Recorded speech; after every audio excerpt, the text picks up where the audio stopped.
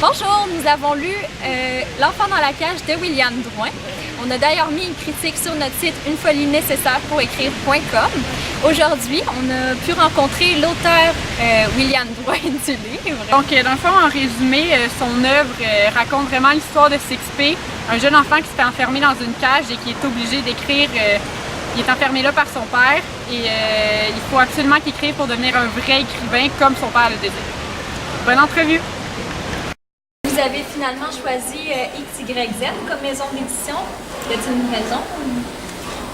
Moi, j'ai jugé qu'elle était assez avant-gardiste, qu'elle ne voulait pas nécessairement publier le best-seller ou quoi que ce soit, mais plutôt voir l'auteur comme un écrivain qui ferait possiblement une œuvre au fil de sa vie. Donc, c'est pas du genre ils sont pas du genre à juger par une œuvre, là, si elle va bien se vendre ou non. Non, ils veulent voir l'œuvre totale que l'auteur pourrait faire. Donc, si il y a une voie narrative originale ou quoi que ce soit qui se démarque, ben, ils vont embarquer avec moi. Donc, ils ont embarqué, puis c'est eux autres les mieux pour le faire, je pense, parce que des fois, la forme peut se déconstruire dans ce roman-là, peut-être dans mon deuxième aussi, donc il ne faut pas avoir peur, puis ils n'ont pas peur, je pense. Parlant de vrais écrivains, d'après vous, pensez-vous qu'on a besoin d'expérience pour écrire? Moi, je pense que ça prend beaucoup d'expérience pour écrire même un premier roman. Il faut s'exercer en faisant de la nouvelle, en faisant de la poésie, n'importe quoi. Parce que c'est en écrivant qu'on va devenir écrivain. La lecture est importante aussi. C'est juste qu'à un moment donné, il faut se mettre à écrire, puis à écrire, puis à écrire. Pour finalement développer une voie narrative intéressante et originale, si possible. OK. Y a-t-il autre chose qu'on a besoin pour écrire? L'ambition. Il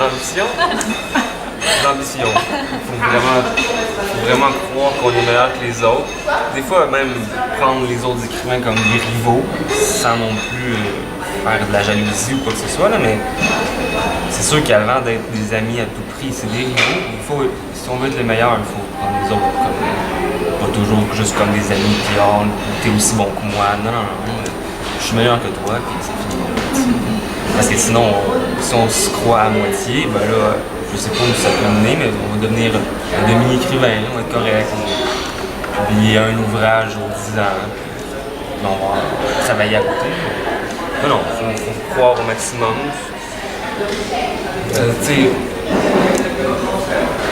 Si quelqu'un veut être le meilleur écrivain au monde, il faut même qu'il se dise qu'il ne faut pas que ça arrête à la planète Terre, il faut que ce soit aussi le meilleur écrivain sur Mars. Il faut toujours aller plus loin. Le meilleur que l'autre. Est-ce qu'on a aussi besoin de talent? Mais le talent, ça, c'est les autres qui décident si on l'a ou on l'a pas.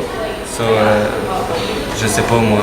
Ça, c'est quand t'envoies ton manuscrit à la maison d'édition, s'ils veulent travailler avec toi et qu'ils acceptent, ben, tu te dis, je dois avoir du talent. Mais avant ça, t'es pas plus au courant. Tu te fies à l'opinion de tes amis, mais en fait, ils peuvent dire n'importe quoi pour être gentil, donc tu t'en fous, tu les négliges, puis c'est ça. Tu continues ton truc, mais il y en a plein qui vont dire, c'est pas bon, t'as pas de talent. Mais la maison d'édition, tu vas dire t'es publié, donc j'en ai. On sait jamais si on en a vraiment. Puis là, j'ai fait une œuvre, apparemment j'avais du talent parce que je suis publié, mais après ça, je vais pouvoir écrire quelque chose d'autre qui va être peut-être moins bien écrit parce que je vais essayer un autre style. Puis là, on va me dire t'as pas de talent. Ça change tout le temps. Pour finir notre entrevue, William, qu'espérez-vous apporter à la littérature québécoise? Ben, non seulement la littérature québécoise, mais la littérature en général. J'aimerais d'abord et avant tout qu'elle se dissocie du cinéma, qu'on ait une littérature qui soit lue, qui soit connue, qui soit plus forte, qu'on arrête de faire des adaptations pour le cinéma, qu'on arrête de faire des romans de type film, qui seraient facilement adaptables.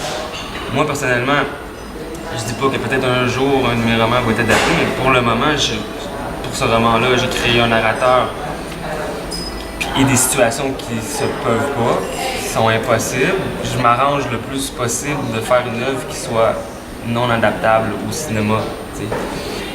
Pour vraiment qu'on sente que ça ne peut être que grâce aux mots qu'on va atteindre le plaisir de la lecture et le plaisir de l'œuvre. Si c'était adaptable, j'aurais du mal avec ça. Mais je pense vraiment que là, ça prend des auteurs qui se concentrent sur les mots, sur l'agencement des mots, parce que c'est un art, puis qui laissent tomber un peu le côté cinématographique qu'on peut avoir dans un scénario qu'on pourrait mettre dans un roman.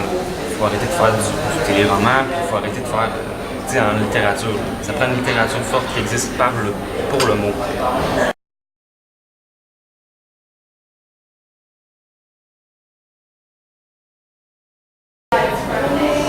J'ai de l'air intelligent? Ok, c'est bon. Ben, j'ai l'air con.